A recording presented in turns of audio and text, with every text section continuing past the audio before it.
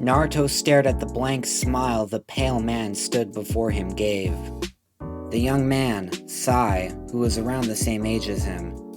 Apparently he was a student of Danzo, an instant red flag. Tsunade had begrudgingly been forced to add Sai to their team due to the commands of the council.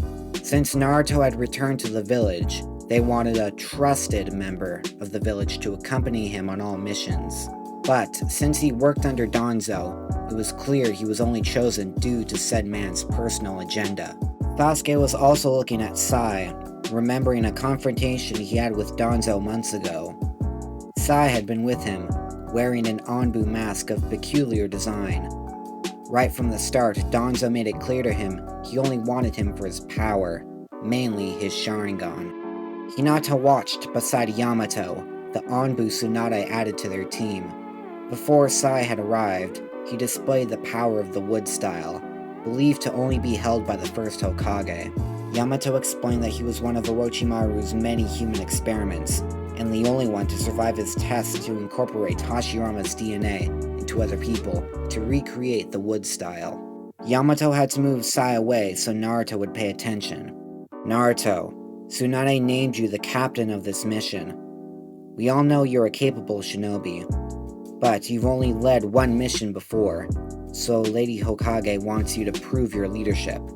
As a veteran Jonin, I'm always here, if needed. Naruto grinned in thanks. Alright then, let's head out. Tenchi Bridge is in the land of grass. We'll stay for a day at the Hidden Grass Village before arriving at the bridge.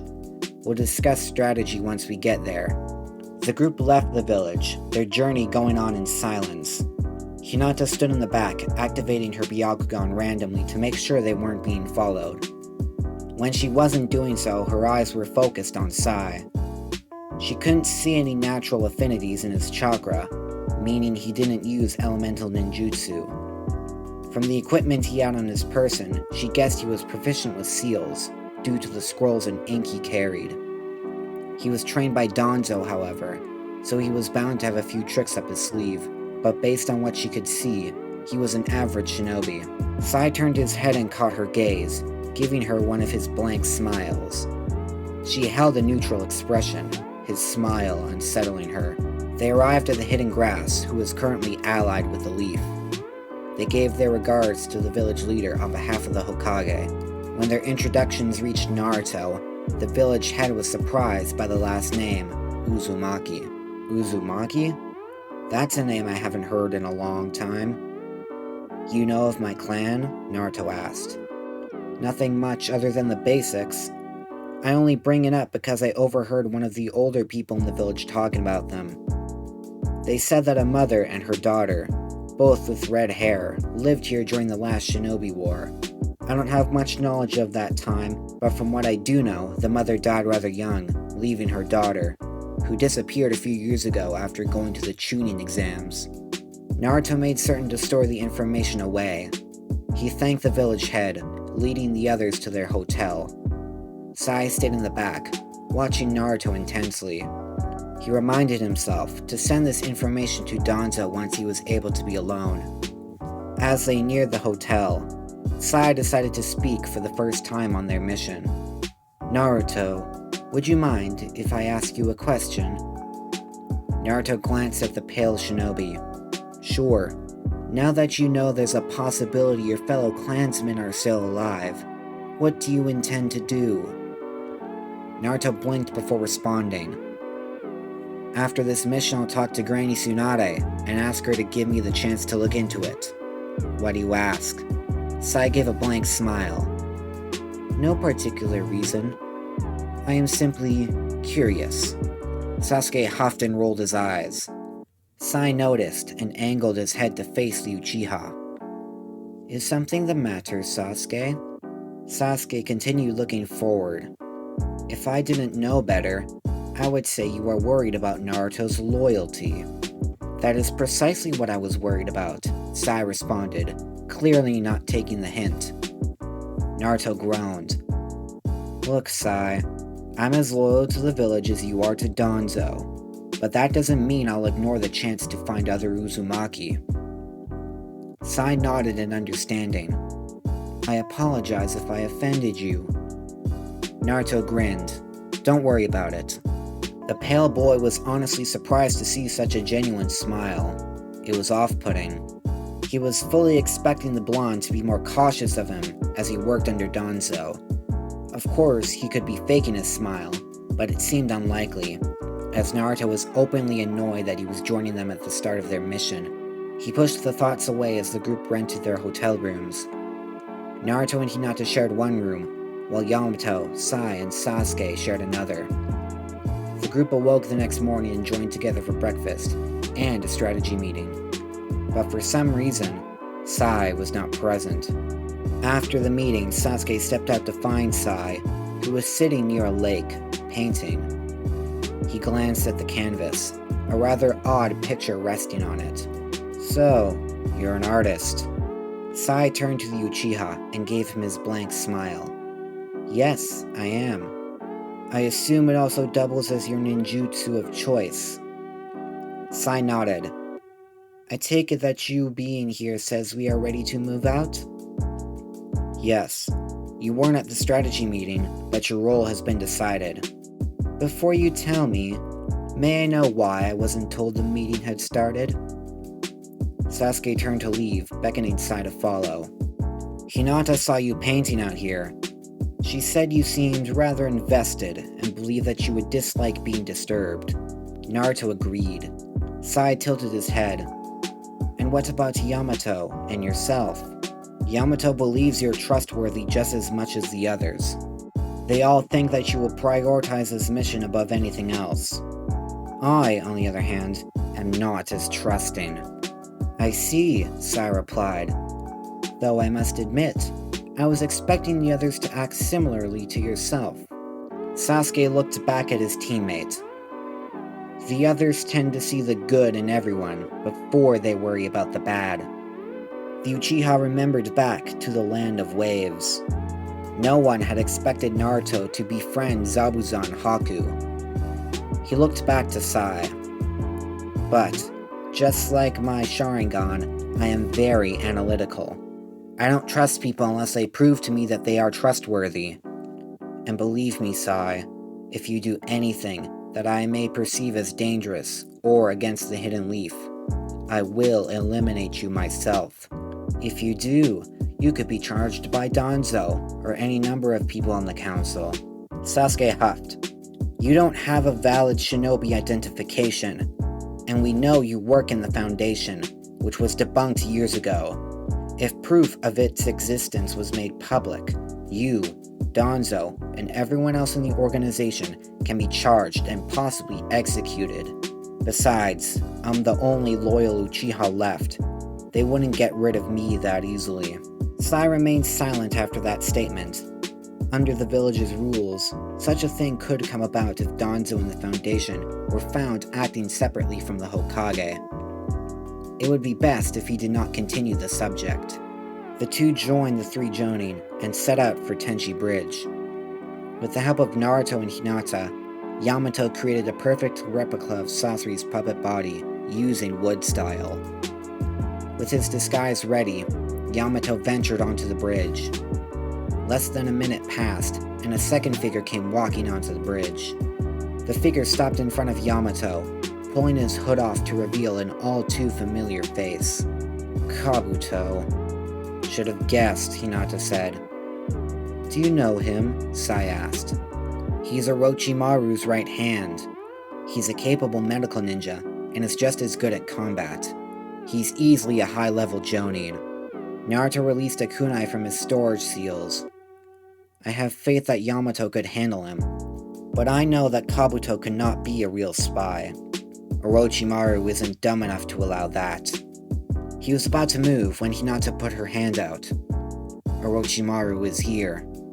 The snake appeared out of nowhere, aiming an attack at the fake Sasori shell. Yamato dodged, Kabuto following him, still acting like he was loyal to Sasori. A brief interaction occurred before Kabuto slashed at Yamato, destroying the Sasori shell. Yamato jumped back, readying himself for combat. Orochimaru smirked. Well, if it isn't my little lab rat. I'll be honest, I wasn't expecting you to be alive. Yamato blinked, keeping his emotions in check. Kabuto stood in front of Yamato, ready to attack if Orochimaru ordered him. Naruto could not wait any longer. He ran at top speed, slamming a Rasengan into the silver-haired man. He was sent flying into a nearby tree. Orochimaru was shocked, but pushed it away as Hinata, Sasuke, and Sai all appeared beside Naruto and Yamato. "This is a good day," the snake said, licking his lips. "Not only do I get to see one of my old experiments, but I also get the Uzumaki, his girlfriend, and the Uchiha. This is a good day indeed." "Sorry to burst your bubble," Naruto said, "but we didn't come here for you." "I know, but as you can see, Kabuto is no spy. So, what do you intend to do now that you have revealed yourself to me?" "I assume you're not going to let us leave in peace," Sasuke grunted, readying his sword. Yamato tensed. "Are you sure you two can take him on?" Sasuke and Naruto smirked. "Of course we can. We didn't spend the last 2 years sitting on our butts." Orochimaru gave a devilish smile. "You're not the only one who has advanced. Now, show me what my favorite Leaf Shinobi have up their sleeves." With that, Orochimaru dashed at the duo. They split up, running towards the forest behind them. Orochimaru followed while Yamato and Sai stayed behind to take care of Kabuto, who was healing himself from Naruto's attack. Hinata watched from a distance with her Byakugan active, prepared to help either team if needed. Sai glanced behind him. His original intention was to watch Naruto and Sasuke display their skills, then report their abilities to Danzo. But now that Hinata was watching, he had no chance of doing so. He decided that his secondary agenda would be enacted, watching and capturing Kabuto, and eventually letting Danzo get a hold of him. Sai pulled out his scroll and ink, as Yamato engaged Kabuto in a ninjutsu battle. Wood style! Wood Dragon Jutsu! The wooden dragon flew towards Kabuto. The medic knew the strength behind the technique, opting to avoid it. If he was struck by any wood-style attack, he would likely be down for the count. He ran straight at Yamato, going through hand signs. Wind style. Vacuum blades. He threw a barrage of wind-enhanced kunai. Yamato slammed his hand on the bridge, causing a wall to spring up. The blades bounced off the wall with no effect. Kabuto paused as a large tiger made of ink sprang from behind him. Ninja art. Super Beast Scroll. Sai used his brush expertly. Not a single second was wasted as he made his drawing spring to life and engage his enemy. Kabuto was able to dispatch the beast with a single hit, while being able to narrowly avoid more wood-style ninjutsu. He ran at Sai, intending to take him out first. Sai noticed and put his scrolls away, taking out his Tanto blade and blocking his opponent. Kabuto attacked furiously, easily having the upper hand. Sai managed to kick Kabuto away, allowing him to create a mist of pitch-black ink. Kabuto was blinded, not able to see anything. He tried using wind style to blow away the ink, but it was too dense. Wood style. Great Forest Jutsu. Yamato's arm unleashed a wave of branches, each aiming for Kabuto within the ink. Kabuto relied on his other senses, enabling him to avoid a few attacks before he was pierced in the chest. Yamato pulled his branches back, Kabuto's body hanging limply. He removed the wood spike from his chest, narrowly dodging a surprise attack. Kabuto had healed the wound with ease. Sai appeared behind Kabuto, brush in hand. He unleashed an ink dragon that wrapped itself around him. Kabuto's body exploded into smoke, nothing more than a clone. Yamato planted his hand on the bridge once again, the staff raising into his open palm. He twirled it in his hand expertly, blocking each of Kabuto's thrusts. Yamato pushed the staff into his chest, causing the end to elongate, smashing him against a tree. The tree sprouted roots that encased Kabuto, so nothing but his head was visible. He tried to mold chakra, only to find that the wood style was draining it out of him, strengthening his bondage. "No use trying to resist," Yamato said, catching his breath. "My wood style is stronger than steel, and it's eating away at your chakra so long as I wish it. Sai, can you draw an extra seal on him, or do we need to wait for Naruto or Hinata?" He turned back to see Sai sag to the ground, revealing himself to be an ink clone. Yamato sighed. Him and the others expected this to happen, thus why Hinata was watching with her Byakugan. She found him running towards the second battlefield. She snuck behind him easily, placing a paralysis seal on him. He froze in place, his eyes staring into Hinata's own. "May I ask what the purpose of this is?" Hinata gave a sly smile. "We know you're here primarily to see Naruto and Sasuke's power, but both would prefer that information remain a secret, especially to Danzo. As far as we, even Lady Tsunade, are concerned, he's the leader of the Foundation. All that we need is proof, and it's very possible we may use you to get that proof." "You would use me?" Sai asked blankly. "It's what Danzo's been doing to you your whole life. What difference does it make?" Hinata replied, with a barely noticeable sense of sadness in her voice. Sai tried to move again, still to no effect. He begrudgingly accepted that he had failed. Off in the distance, the sounds of furious battle continued to be heard. Orochimaru dodged yet another Hiraishin kunai, slithering away before Naruto flashed to it. Sasuke ran up behind him, kunai in hand. The snake blocked each attack with precision. Sasuke went for a downward slash, which Orochimaru blocked by grabbing his arm. He twisted it so the blade fell from his hand. The Uchiha let it fall into his other hand, lighting it up with lightning and stabbing it into his enemy's side. Orochimaru grunted in pain, opening his mouth to an abnormal size, allowing his new body to jump out. It landed gracefully, right in the path of a blazing dragon. He erected a stone wall, the flames barreling into it. He blinked to see Naruto above him, a Chidori sparkling in his palm. Orochimaru bent his torso backwards to avoid the hit, performing multiple backflips to put distance between them. The Uzumaki and Uchiha were formidable, so Orochimaru had to be on top of his game. A wave of shadow clones charged at Orochimaru. As he kicked and punched them into smoke, a sense of unease weighed on him. He backflipped off a clone and jumped into the air, the clones releasing a barrage of fire and lightning dragons. He looked down at Sasuke, who had his eyes trained solely on him. The three Tomo were spinning wildly. "That brat placed me in a genjutsu," Orochimaru said with a smirk.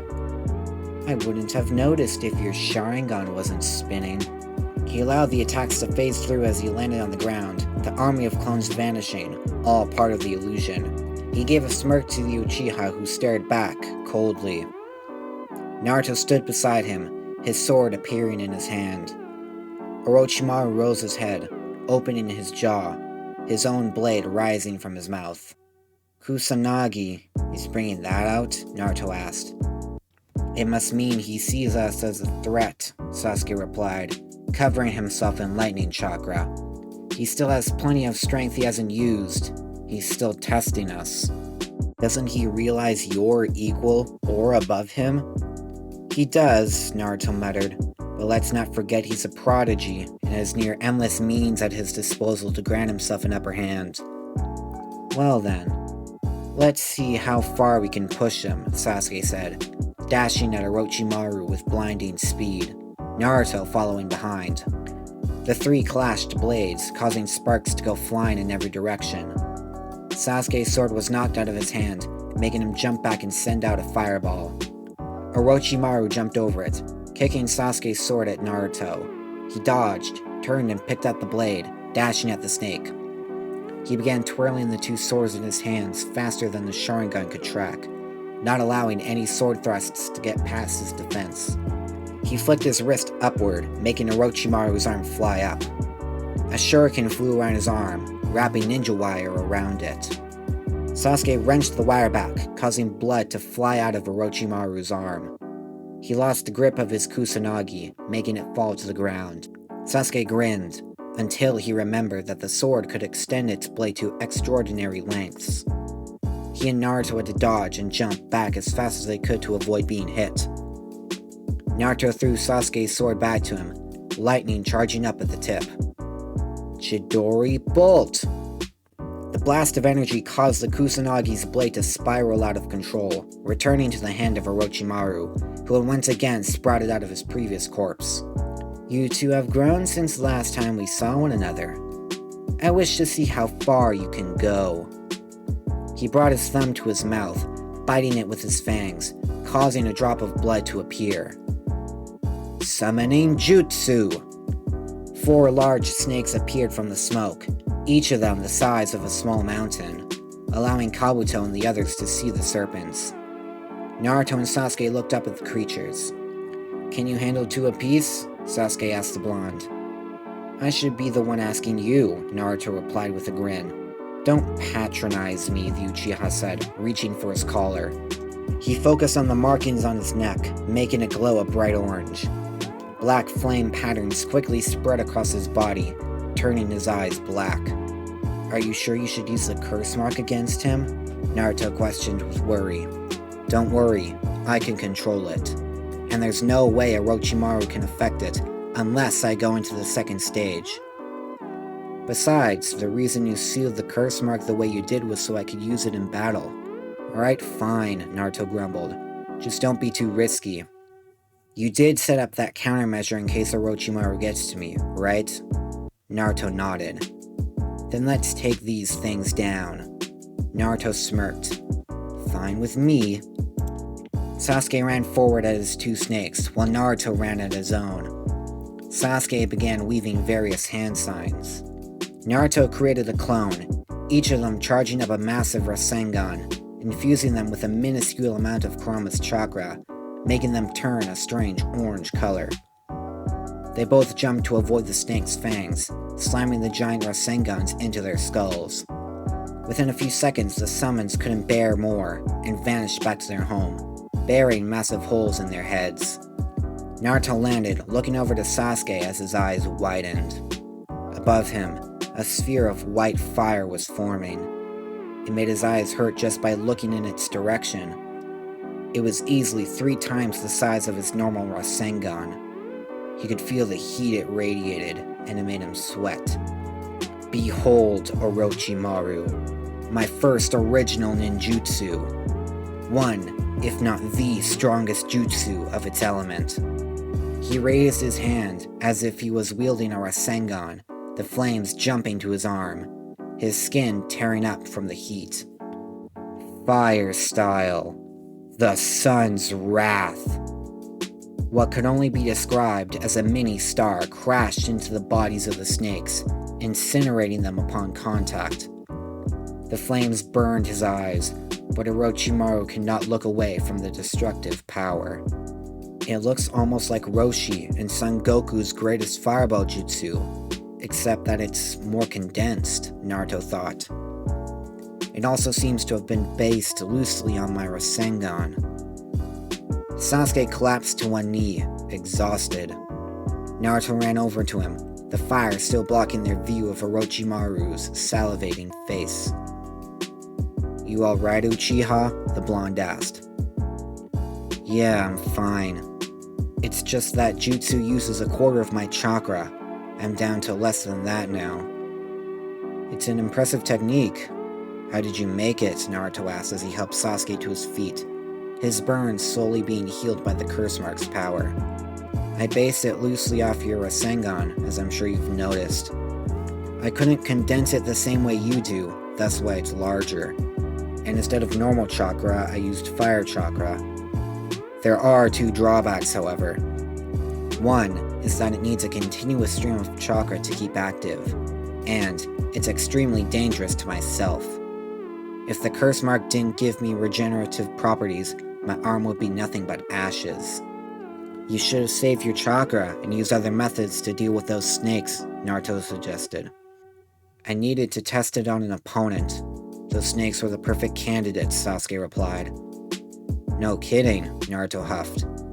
Keep up the act. Hopefully that display will make Orochimaru retreat. And leave Kabuto? I doubt it, Sasuke replied.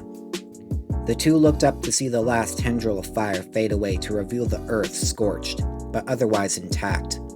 The sun's wrath appeared to only destroy organic matter, which was both good and bad in some ways. Orochimaru stood on the opposite side of the battlefield. His mouth was ajar in a sadistic sneer. His eyes were wide, his lust for power clearly visible within his slitted pupils. As his two opponents stood, his sneer slowly receded back into a frown. I must get Sasuke. Not only is this body going to give out soon, but he might become too powerful to control. Also, I need to remove the Nine Tails and his vessel out of the picture. He raised his arms, white snakes cascading from his sleeves.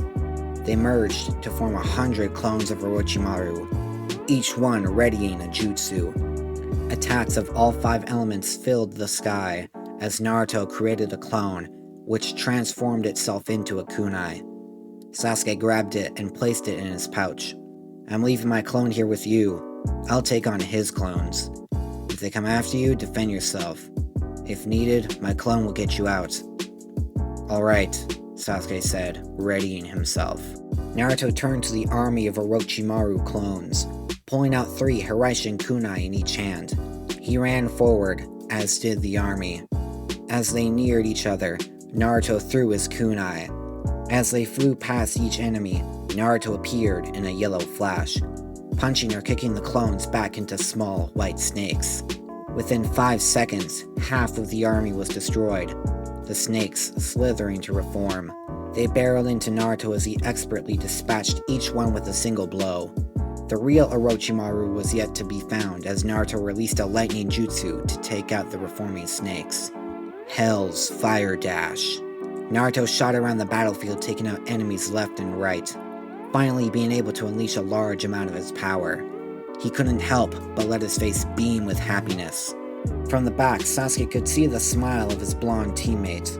It made him annoyed that he was stuck refilling his chakra. He needed to increase his reserves desperately, especially since he now had the sun's wrath. Sasuke moved on instinct, dodging a pair of hands that sprouted from the ground. He had to dodge again as a venomous snake tried to bite his leg. He threw a lightning-coated kunai at the serpent, killing it.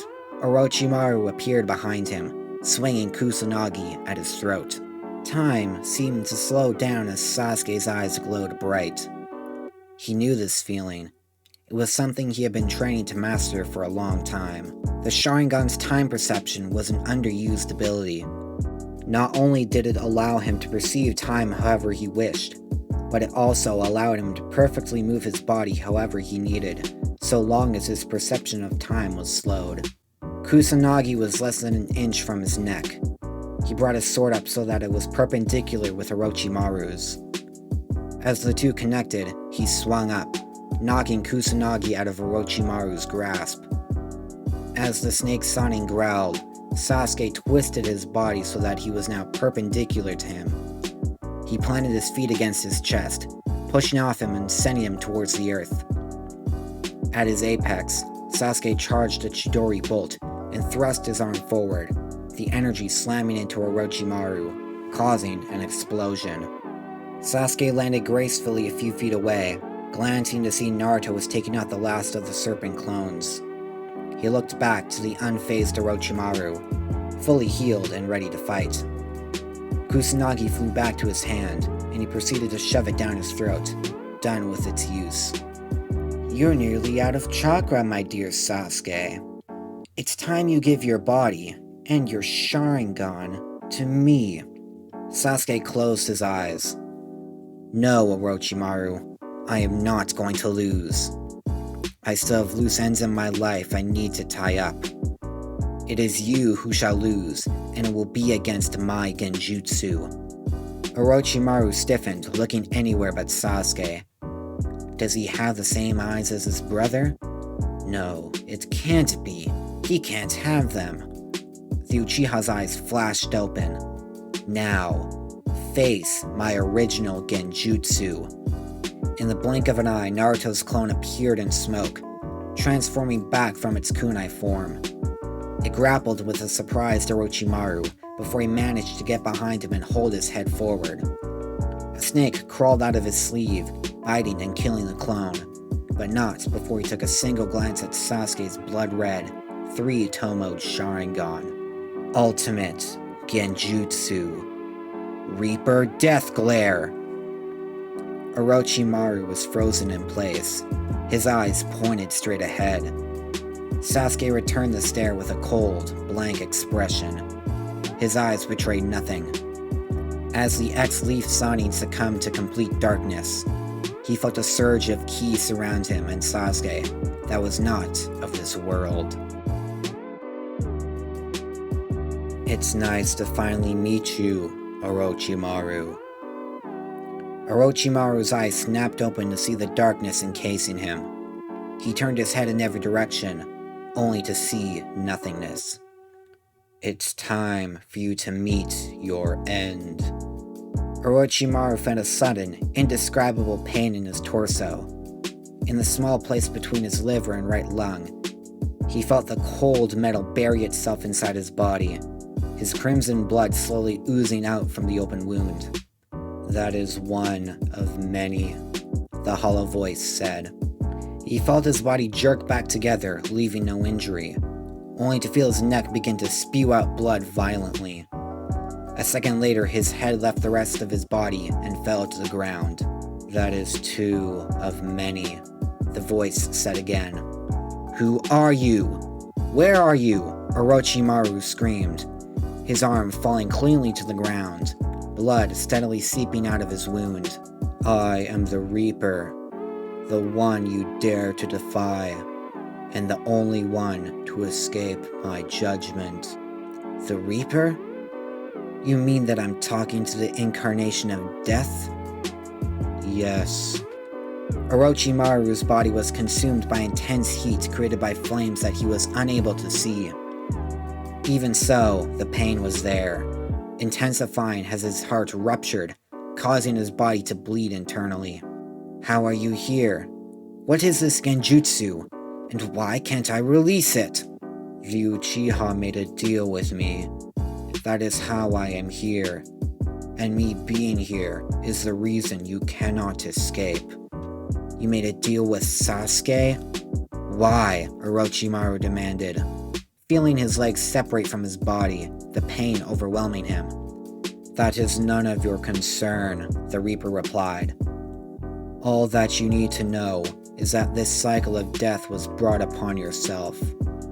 For daring to defy natural law, this illusion will subject you to every single death that you have ever caused or have experienced yourself. Only then will you be allowed to leave. The snake Sannin felt like he was in a vat of compressed, invisible water, the pressure crushing him to death slowly. He finally let out a scream of pain, the invisible liquid forcing itself into his lungs. That is four of many. Only 10,693 more to go.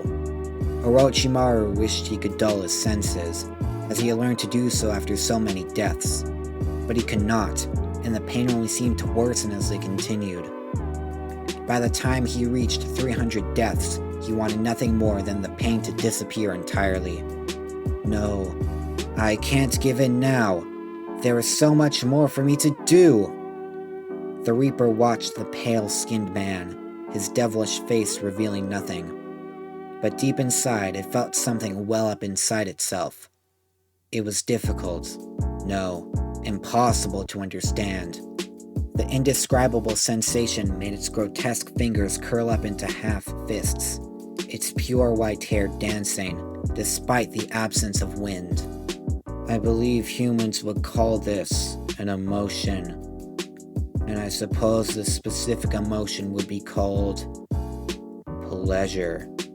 The Reaper could not help but feel enjoyment as he watched the creature before him die continuously.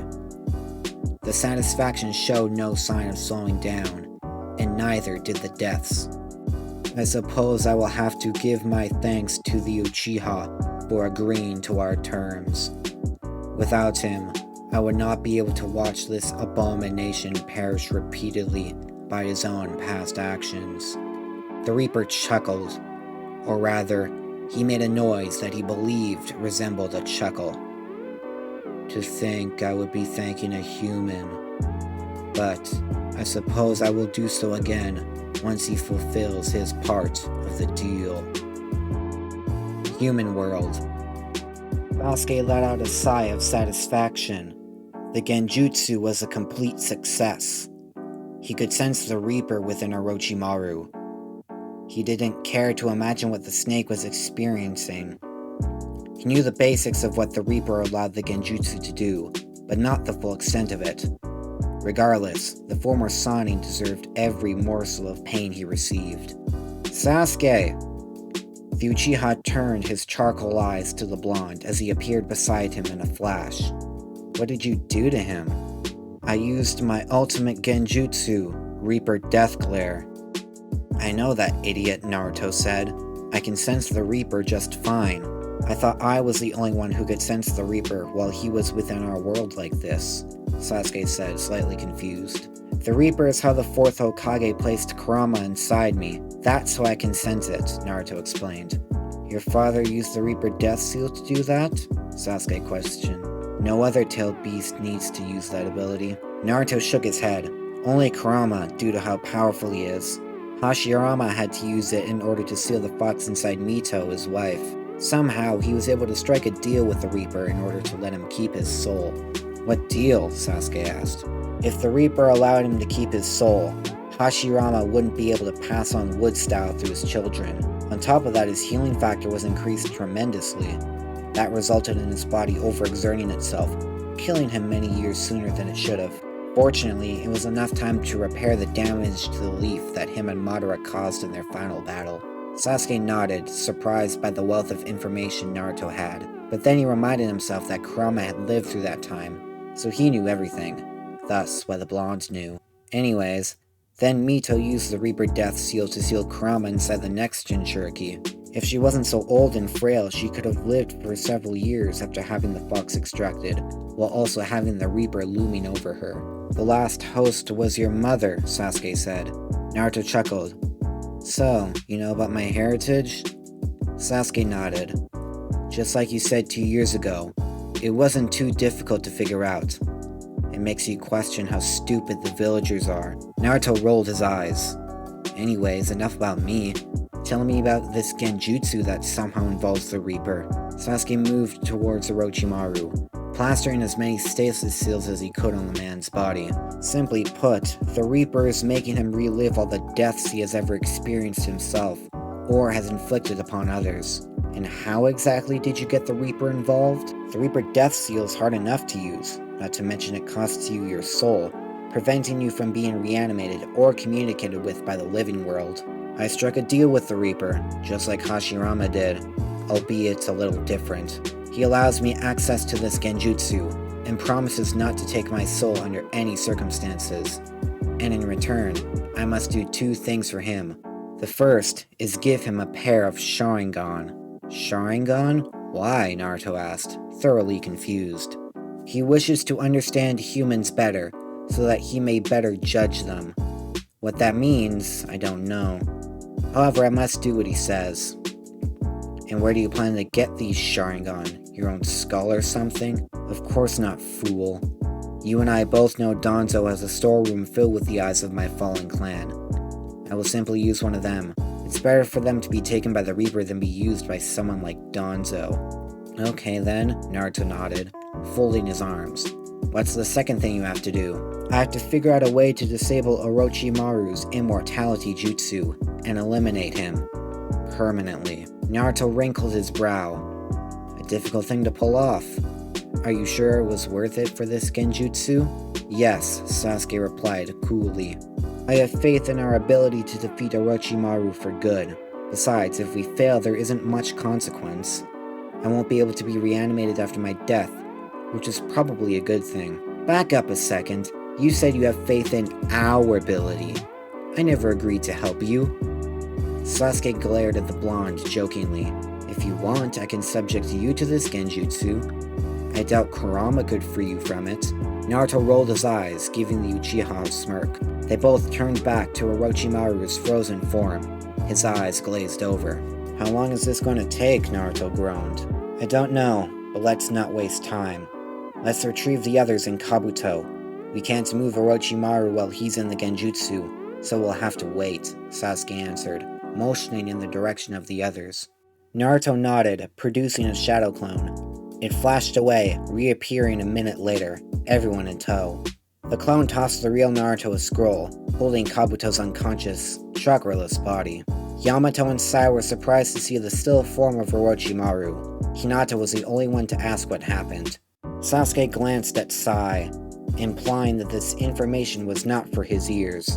Naruto moved closer to his girlfriend, putting a hand on her and Yamato's shoulder, pulling them into his mindscape, explaining the situation.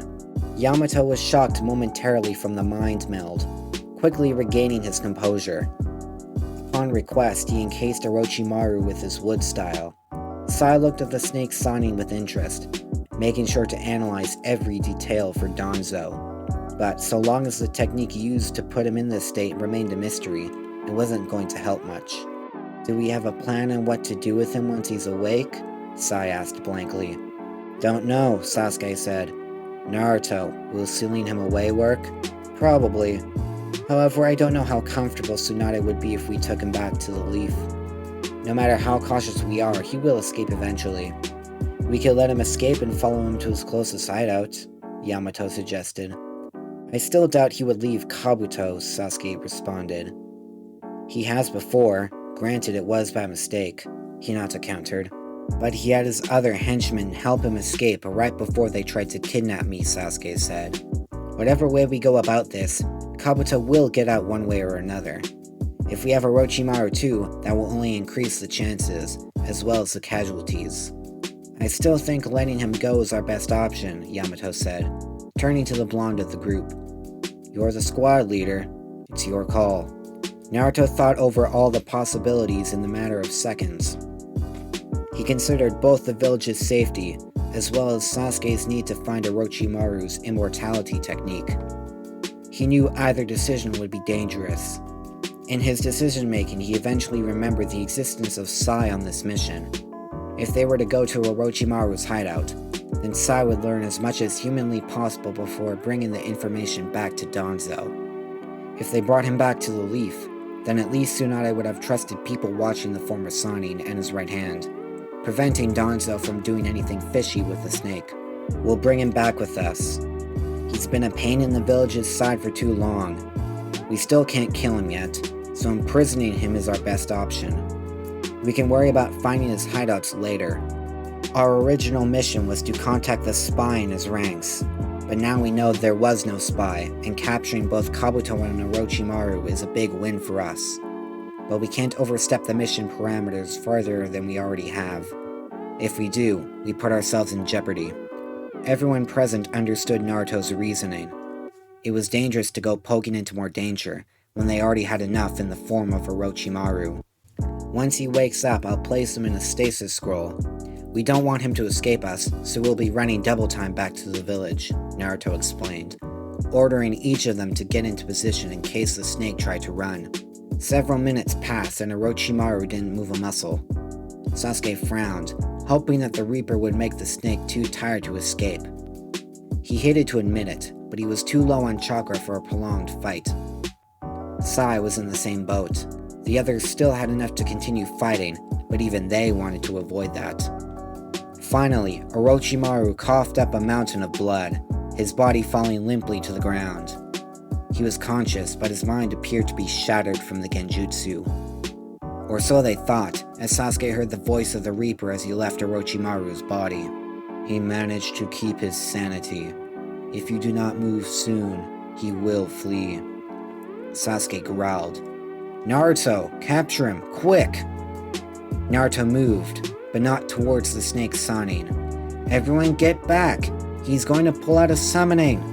The others moved as fast as they could as Orochimaru's voice rang out, followed by a poof of smoke, revealing the form of another snake. The snake dashed at its nearest target, Sai. He unleashed a wave of ink drawings which had no effect. He could see Hinata running towards him, trying to reach him as the snake closed its jaws around the pale-skinned boy, devouring him whole. Everyone was silent for a moment as the snake retreated to Orochimaru's side, swallowing him up as well. The large snake began slithering away, east, not looking back at the dumbfounded faces of the Leaf Shinobi. Both Orochimaru and Sai are still alive. Looks like Sai is being used as leverage against us. Or he just wanted to grab one of us before he escaped, Hinata said, her Byakugan active. Can you track them? Naruto asked. Obviously, Hinata replied. Good. My secondary plan is now in motion then. We're gonna follow them, back to Orochimaru's hideout. What do you mean, Naruto? Yamato asked. Confusion spread all over his face. You planned this? Not intentionally, but we all know Sai is a part of the Foundation under Danzo. There are many reasons Orochimaru will want to take him away. One of those possibilities is that Sai was ordered to deliver information to the former Sannin by Danzo. The two could have some sort of alliance. If they do, we just need proof, and we can get rid of Danzo and his organization. Are you sure this is a good idea? Yamato questioned. Even if what you are saying is true, it's extremely dangerous. Not to mention it's a breach of protocol. That's what the Anbu do in a sense, aren't I right? The blonde retorted. Don't worry. Before we left the Leaf, I made sure Tsunade was okay if I took this course of action, if the opportunity arose. Sai has no legal registration, so technically, we have no obligation to treat him as a comrade. Still, I have no intention of letting Sai get killed. I will save him, and figure out how to get rid of Danzo at the same time. Yamato let out an exacerbated sigh. No use arguing. He knew Naruto well enough to know that he thought this through, and that he wasn't going to go back on his word. He ran to catch up with the others, following the serpent as it opted to tunnel into the ground, shrinking in size as it did so. That snake must have a pocket dimension inside it, which explains why it can change sizes, Naruto mused aloud, remembering that Jiraiya and his toads have the same ability. Hinata continued to track the serpent with her Byakugan. Once we get to the hideout, we'll split into groups. Me and Hinata will focus on finding Sai. Sasuke and Yamato, you will focus on gathering as much information as you can. Everything is important. What do we do if we find human test subjects or prisoners? Sasuke asked. Free them and place them in stasis scrolls.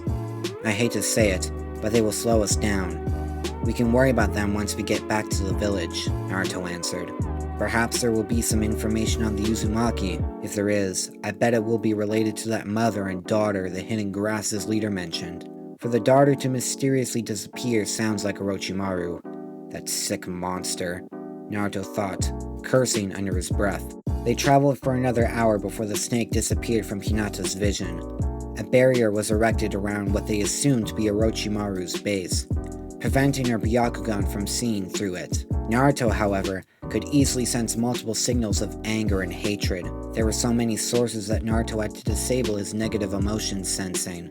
There are easily hundreds of people down there.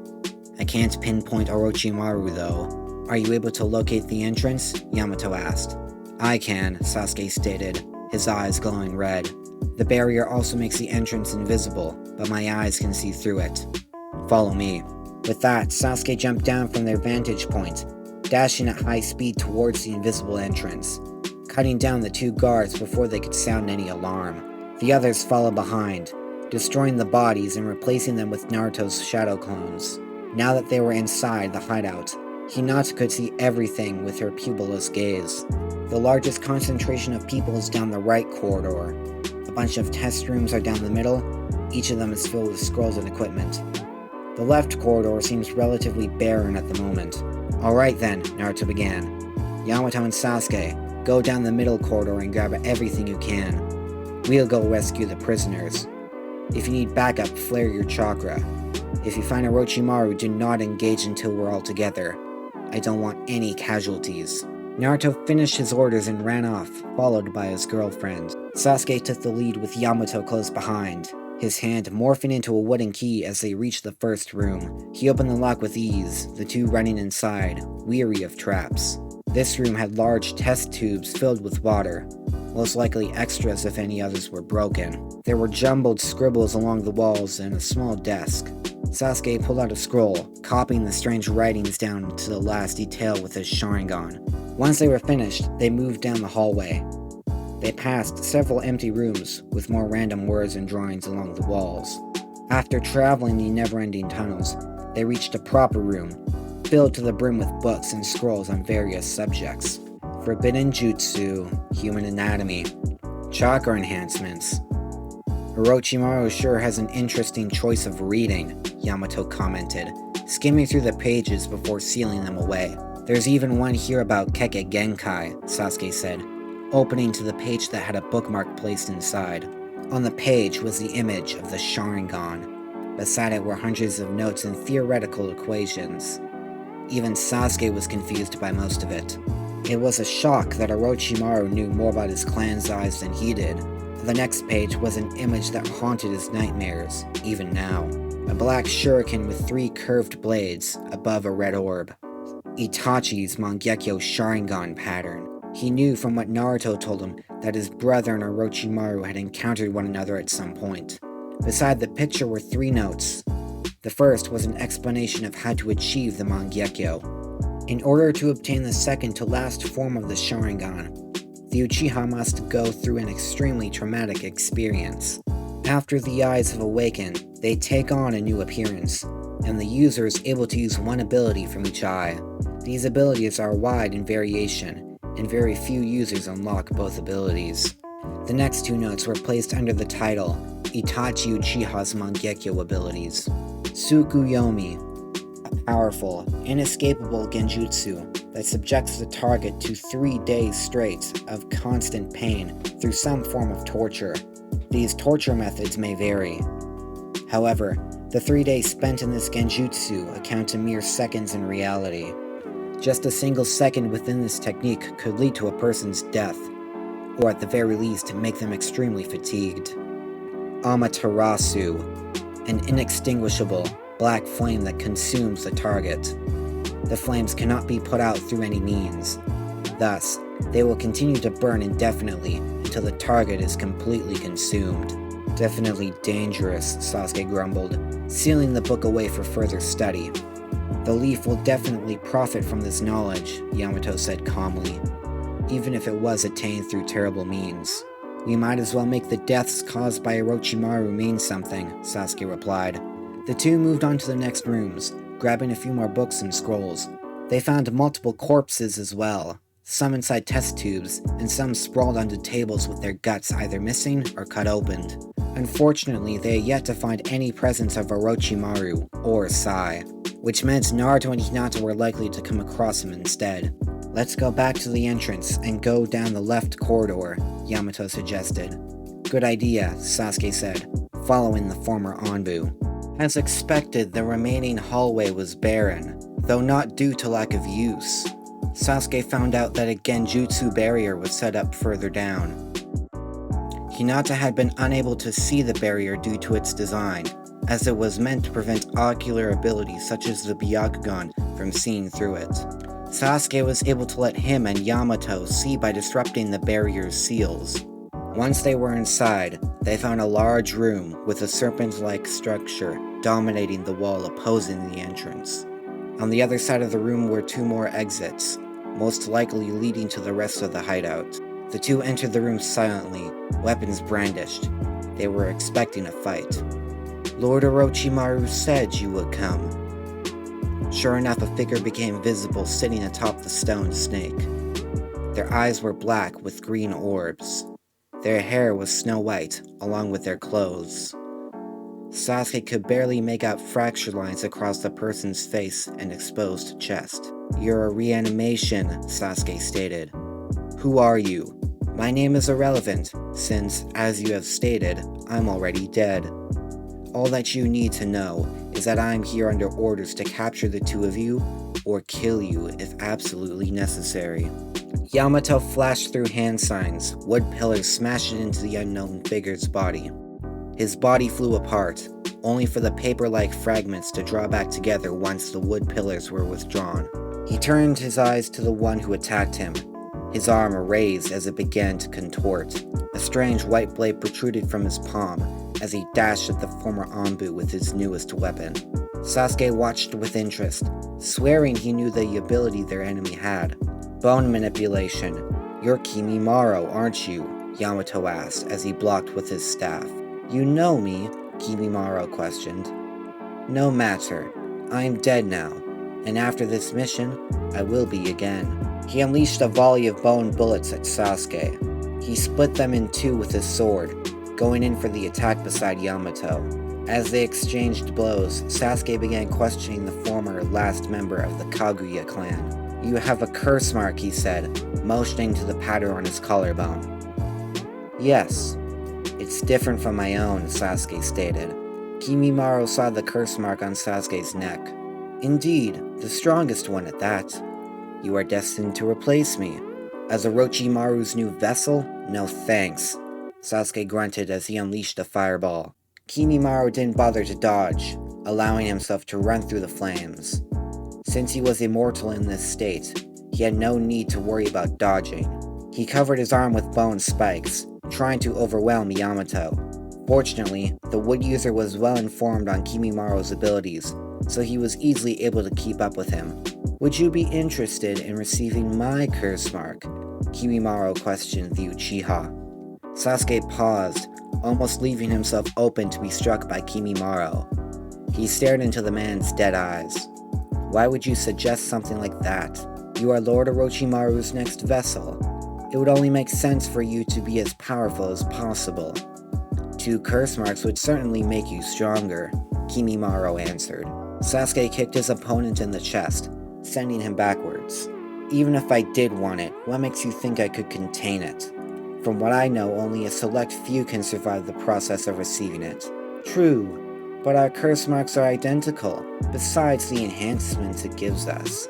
They were created to improve our own unique abilities, such as our Kekkei Genkai. If I were to merge mine with yours, you would effectively gain the same level of power as myself, besides my bone manipulation.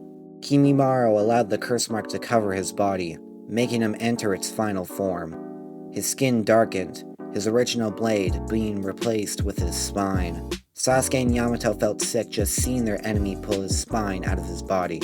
Sorry, Sasuke finally said, but I don't want your curse mark. Kimimaro blinked before charging at the two. Yamato and Sasuke had to increase their speed to keep up with him as the three clashed violently. Staff, spine, and sword sent sparks flying, lighting up the dark room.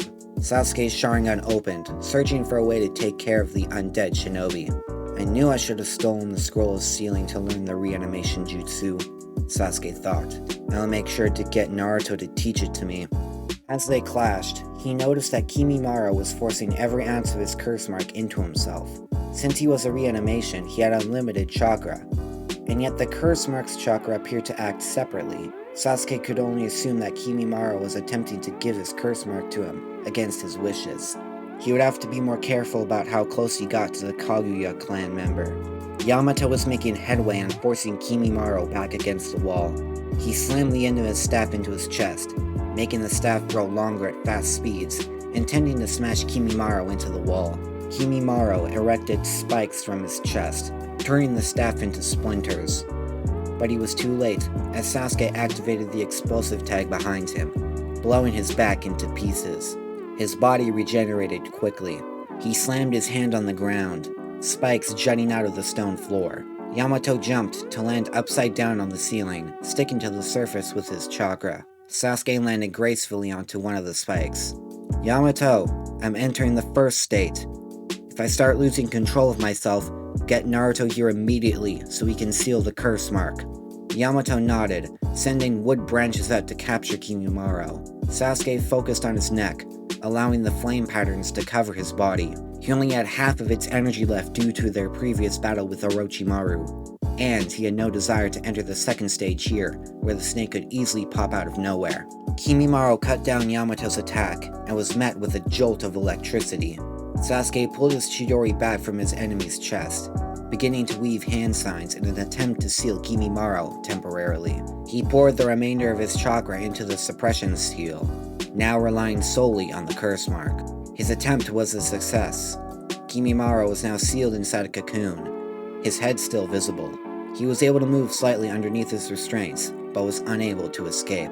He stared at Sasuke, releasing the infinite chakra his immortal body possessed. But Sasuke made sure that the seal didn't use chakra once it was set up. "I got him for now, Yamato. I would suggest we get Naruto here quickly." "Understood," the man replied, flaring his chakra.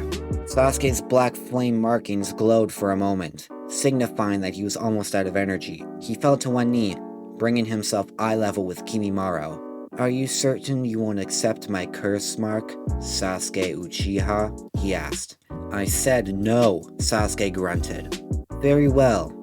In that case, I will take matters into my own hands." Kimimaro's body lit up in dark purple chakra, similar to the chakra that seeped out of Sasuke the first time he activated the curse mark. His bindings began to burn away, as his chakra had no sign of stopping. Sasuke felt the energy leaping at him. All he could do was shield himself with his arm. In an explosion of purple chakra, Kimimaro's body was released from his bindings. He looked across the room to see a blonde boy standing beside Sasuke. "He almost had you there, Sasuke. You seriously need to improve your chakra reserves," Naruto's clone said with a smirk. "Don't remind me, idiot," Sasuke replied with a grunt.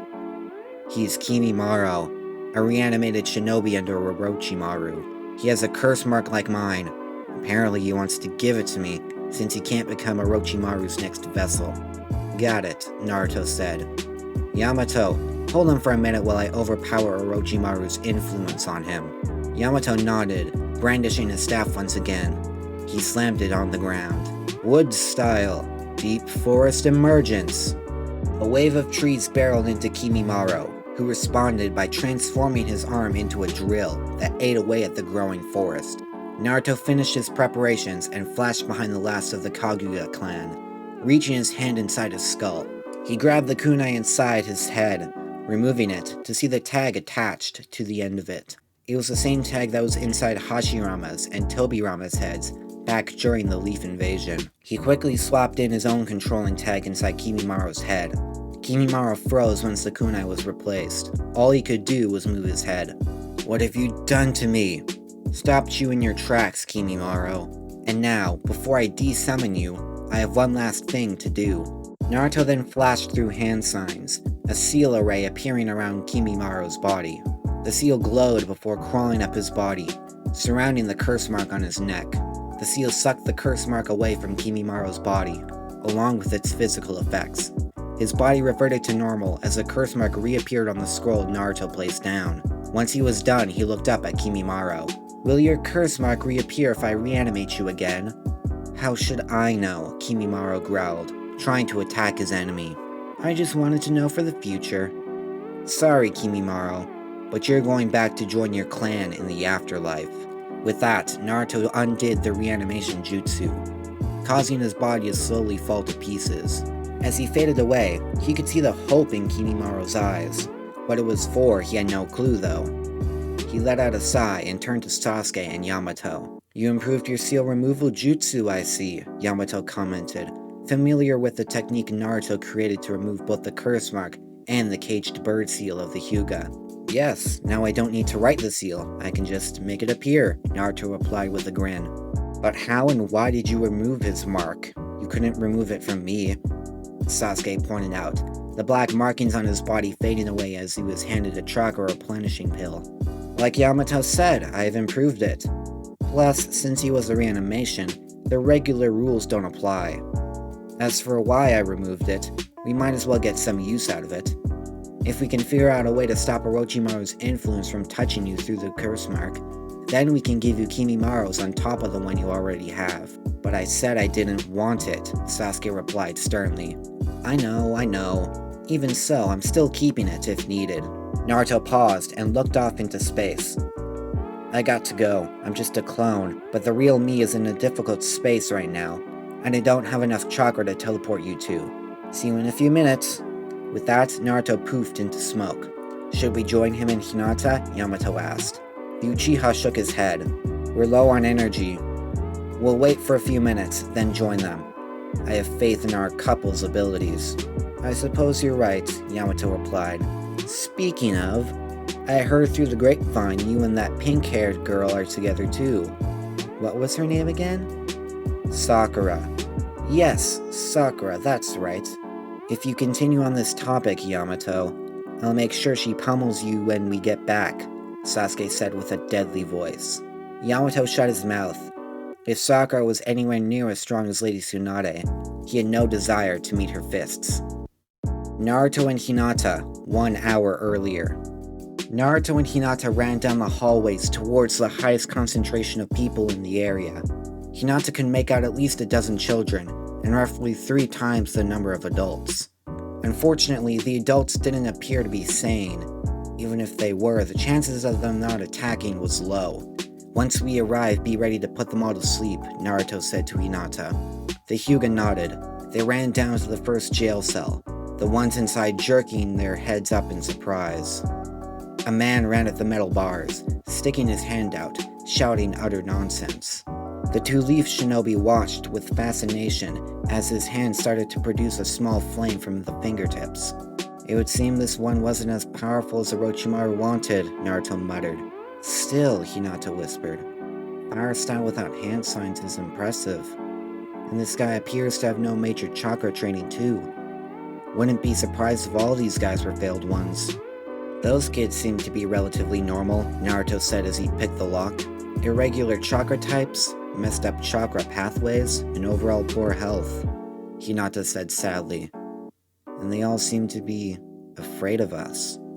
Naruto was smashed against the wall by a burly man who ran through the cell door the moment the lock was opened. Naruto grunted and delivered a chop to the man's neck, making him fall to the ground. The other adults ran towards Naruto, who cast a simple genjutsu on them before laying them down gently on the floor. Hinata stepped into the cell, the children huddling into the corner in fear. Hinata knelt in front of them, releasing a scroll from her storage bracelets. She laid it on the ground and opened the stasis seal. A mountain of food appeared before the starving children, their eyes wide with shock. Go on. Eat, Hinata said with a warm smile. The children were silent for a moment before one of them scurried over to the food pile, picking up a large apple. The rest followed suit once they saw there was nothing to fear. Hinata watched happily as they ate their fill. You brought sealed food? Naruto asked as he wrapped his hand around her. I never was fond of military rations. When you left for your training trip, I started bringing these along for missions. And it's a good thing I did too. Naruto smiled warmly. Indeed. You stay with these kids. I'm going to have Kurama scan all the adults. See if they are savable. What do you mean by that? I found a new use for his negative emotion sensing. Simply put, I drag them into my mindscape, where I can scan their brain to see if their psyche is still salvageable. I don't need to use it on children, though. They can always be saved. Hinata's eyes softened. Alright then. You still want me to seal the kids in stasis scrolls once they're finished eating? Explain to them as well as you can what's going to happen to them. Let them be sealed willingly. Have those who don't sealed in a separate scroll. We'll bring them to the entrance and let them go. Hinata nodded. Naruto created a few shadow clones, each placing a hand on one of the adults' heads. In a matter of seconds, they were all scanned. Unfortunately, none of them could be saved. He planned to take them to be laid to rest outside this hideout once they blew it sky high. He moved on to the next cell, knocking the ones who attacked him unconscious. He threw a scroll of food to the ones awake. As they ate, he scanned the adults, most of them still intact mentally. The procedure was performed for the next 5 cells, but no sign of Sai was present, which was to be expected.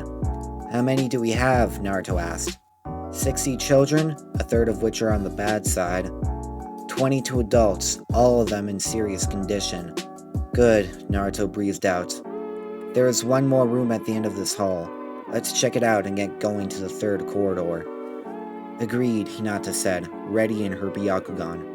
Naruto smashed the door down, and as expected, a hailstorm of poison-laced kunai flew towards him. Hinata placed her hand on the wall, making it protrude out to block the projectiles. Once the barrage subsided, they stepped inside, their faces contorting with disgust. Corpses littered the room, with one still on the medical table, cut half open, seemingly left amid experiment. Tools were placed neatly on a rolling table, covered in blood. 3 stasis tubes set against the wall. On the far side of the room were Orochimaru's notes. Hinata walked over and sealed them away, while Naruto began carefully inspecting the bodies, one of which caught his attention. "What have you found?" Hinata asked, peering over his shoulder. In front of them was a stasis tube that held a woman's body. She was dead, of course, but her body was suspended in time, never decomposing. Naruto realized exactly why this woman was kept here, as explained by the single word on the side of the tube: Uzumaki. Hinata gasped, seeing the vibrant red hair past the green liquid. Her body was covered from head to toe with teeth marks. She was little more than bones, despite her face appearing to be only in her 30s. She must be the woman the Hidden Grass's leader mentioned, Naruto cursed. Orochimaru must have her here to harvest her body for his experiments. "But what are those bite markings?" Hinata asked, squeezing Naruto's hand. "I still don't know much about my clan's abilities besides our incredible life force and proficiency with seals. Perhaps she was used by the Hidden Grass in the past, but how and why I can only imagine. The Grass's leader said she had a daughter as well. Do you think she's in a stasis tube somewhere too? Hard to say. If the Grass's leader is correct, the daughter went to the same Chunin exams as us, though I never remember seeing a redhead in the group. She could have been disguised back then. Regardless, she was probably the same age as us. If Orochimaru did get his hands on her, I doubt he would have sealed her in one of these tubes yet." Hinata felt Naruto's body trembling. She could feel both his and Kurama's rage bubbling to the surface. She squeezed his hand tighter, making him turn to face her. His eyes had slitted pupils and were surrounded by blood red. "Time to see if I still have my soothing touch," Hinata thought. Back before Naruto and Jiraiya's trip, whenever Naruto was being fueled by anger or rage, she was always able to calm him down. A prime example was the night of her attempted kidnapping, where he killed the Cloud Village's ambassador and almost went insane.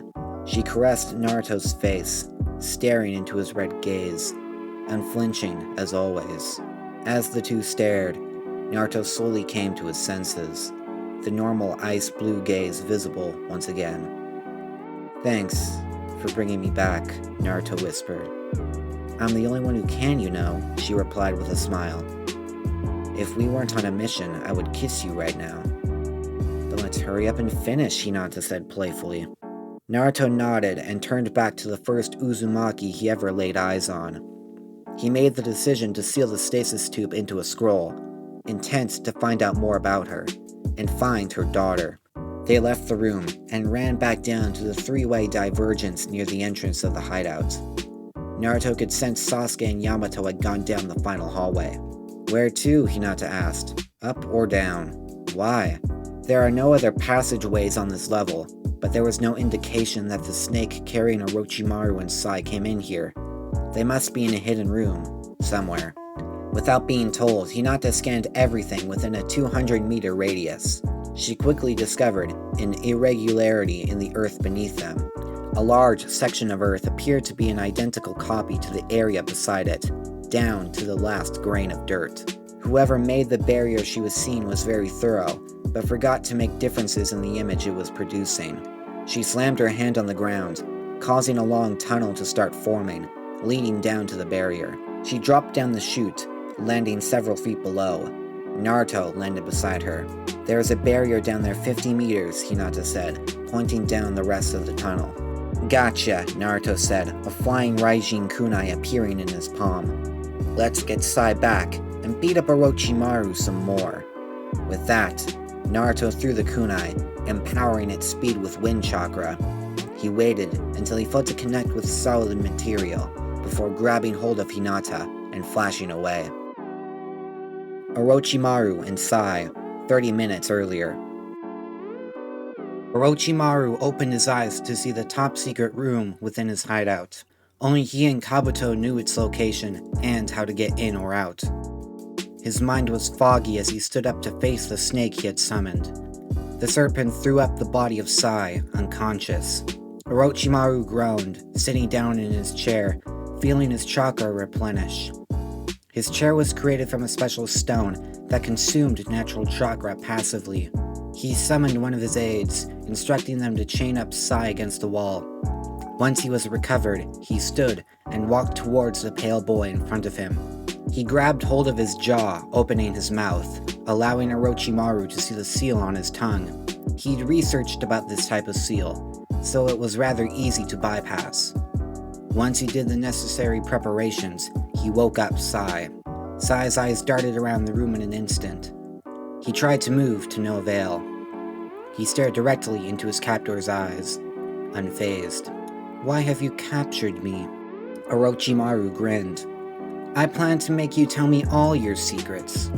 You work under Danzo, so I'm certain you have some useful information." Sai gave him a fake smile. "I have nothing to say to you, and even if I did, you wouldn't be able to make me. I wouldn't be so sure, my friend." Orochimaru created a seal array around Sai, placing him in an alternate dimension, similar to a summoning animal's pocket dimension. Once inside this dimension, the seal on Sai's tongue was effectively rendered useless. Sai could feel its effects deactivate, and he began to worry. He forced his emotions farther into his mind and closed it tight. Every ounce of training was being channeled in order to stop Orochimaru from reaching into his mind. Orochimaru created a clone. The clone placed its hand on Sai's face, merging itself with the boy's body. Sai grunted in pain as he felt his brain being fused with another. He tried to seal himself off from Orochimaru's presence, but to no avail. "You are not as informed as I had believed.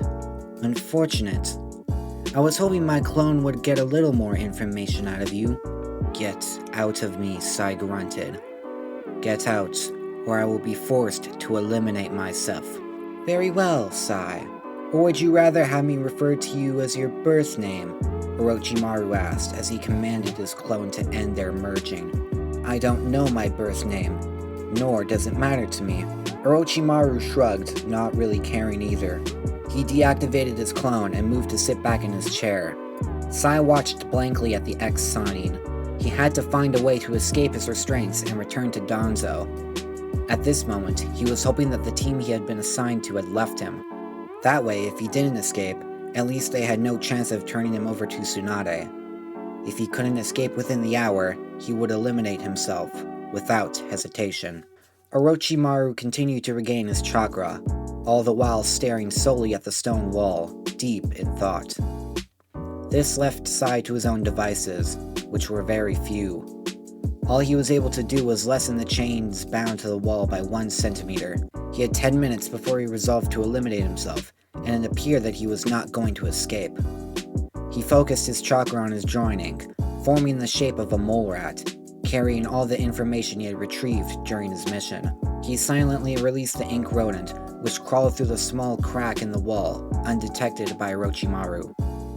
If nothing else, Sai was proficient with the silent transfer of information, as his drawings made no noise whatsoever. He slowly twisted his chained hand into a hand sign, intending to set himself on fire, being reduced to ashes. He was almost finished focusing the necessary chakra when Orochimaru jolted out of his chair, feeling a tremor in the earth. He moved to face Sai, intending to seal him away when a 3-pronged kunai flew past him and the Foundation Shinobi. A yellow flash accompanied the kunai, a Rasengan appearing in Naruto's palm. Orochimaru jumped back as Naruto brought the sphere down on the ground where he used to stand. Hinata jumped out of the dust, trying to disable the snake's chakra system with her gentle fist. Orochimaru licked his lips as he evaded the girl's attacks. He unleashed a wave of serpents from his arm, surrounding the Hyuga. "I should have known that your Byakugan would find me eventually. But you were too late. All of Sai's secrets are mine now, and I'm back to full power." Hinata stared coldly, creating a wall between her and Orochimaru, whose snakes slammed into the rock, unconscious. She glanced behind her to see Naruto easily break the chains holding Sai to the wall. "You weren't planning to kill yourself now, were you?" the blonde asked. "I'm surprised you came to rescue me. Or did you only come here to defeat Orochimaru and hand me over to the Hokage?" Always so negative, Naruto groaned. We came here to save you, Sai. That and steal anything from that snake that might prove useful. Sai gave him a look of uncertainty, probably the first time Naruto had ever seen emotion on his face. He pushed the thought away. He was about to join Hinata when he felt a surge of chakra above him. It was Yamato's. He quickly created a shadow clone, which disappeared in a flash towards his team. Your chakra is low. I want you to start placing these explosive tags around the hideout above us. He handed Sai a stack of extremely powerful explosive tags, surprising him. Some of my clones will accompany you. Once you're done, join up with Sasuke and Yamato, then get out of here. Sai looked at him blankly. That's an order, Sai. Either comply or I will turn you over to Tsunade. Sai blinked before nodding in understanding. He turned and ran down the tunnel Hinata had created, 3 of Naruto's clones following him down into the darkness. Naruto jumped into the taijutsu battle between his girlfriend and Orochimaru. One roundhouse kick later and Orochimaru slammed into the stone wall, creating an outline of his body. He pulled himself out, summoning a snake that was far too big for the room. Naruto grabbed hold of Hinata and flashed to the hideout's entrance just as the secret room was obliterated. As he ran, Sai felt the tremor. He continued forward, knowing that the clone behind him wasn't going to let him leave. He placed explosive tags on the walls 5 meters apart while Naruto's clones did so on the other. He eyed the clone carefully, rewatching the moment in his head when Naruto and Hinata appeared to save him. All he could see was a flash of yellow light, and they had appeared.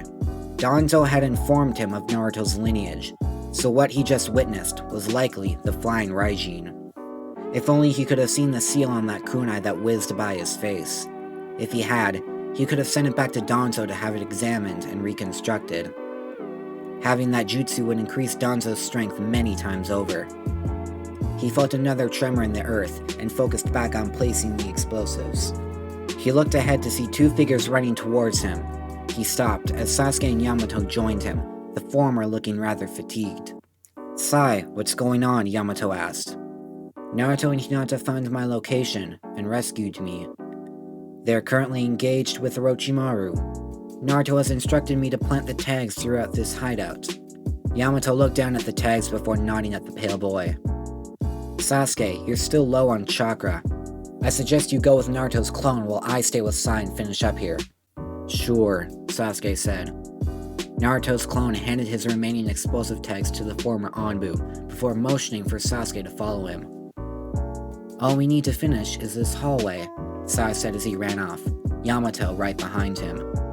Naruto and Hinata reappeared at the entrance, just as his clone that went to help Sasuke and Yamato send its memories back to him. He watched as the large snake erupted from the small mountain the hideout resided in.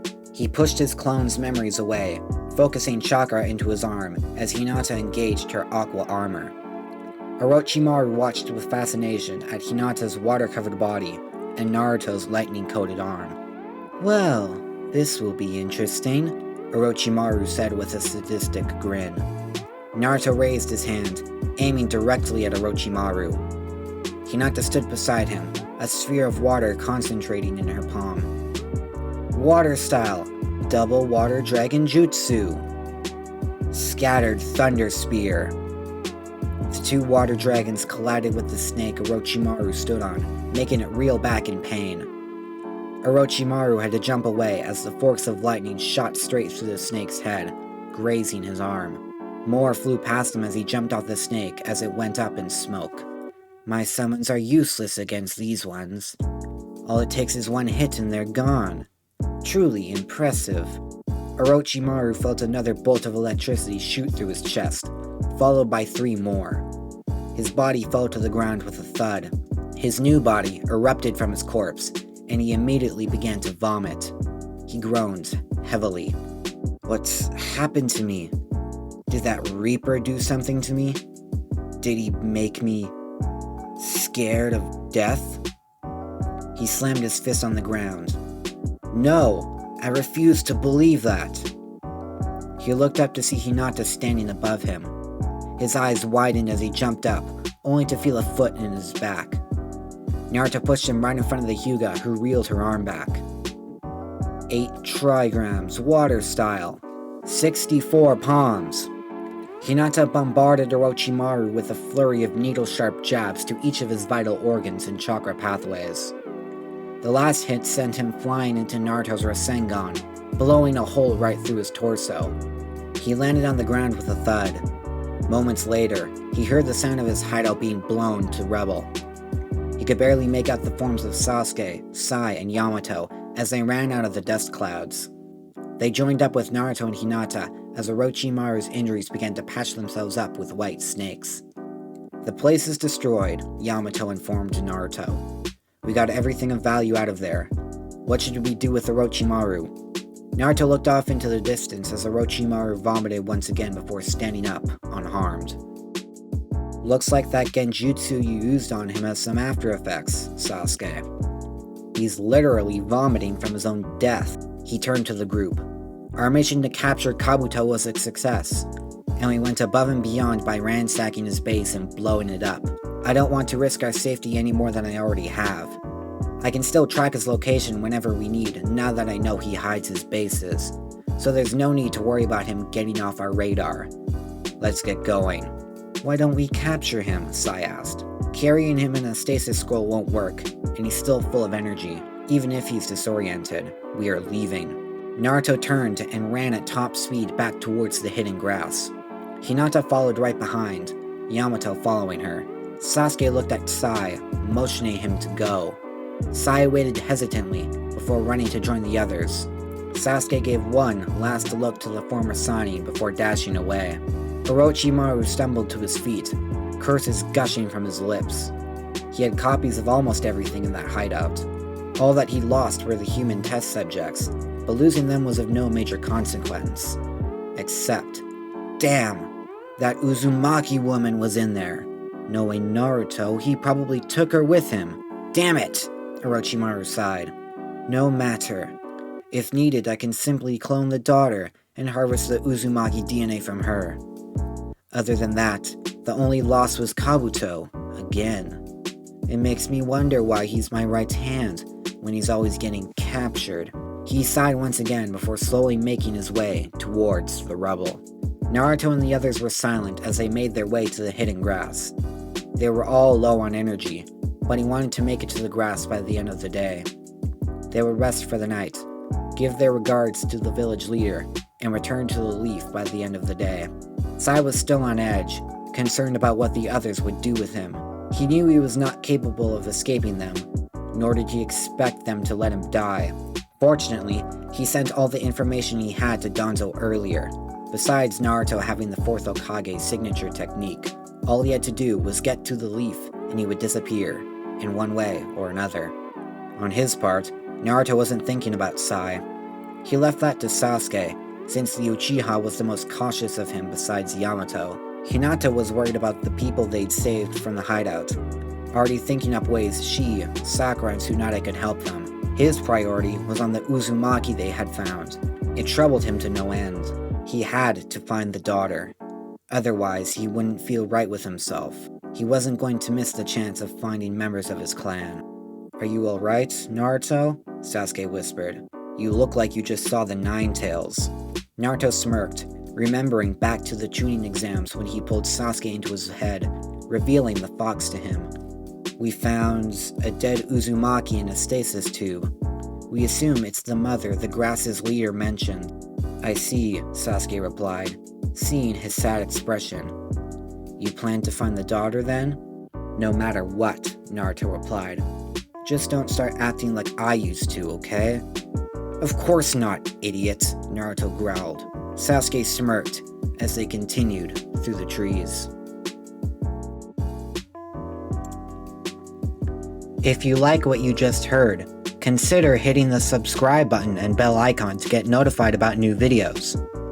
If there's a part you've missed, then check out the entire playlist on screen. If you like this story, please share it with your fellow anime lovers. Any support helps a lot. That's all for now. This is Ninja Kai, disappearing in a golden flash.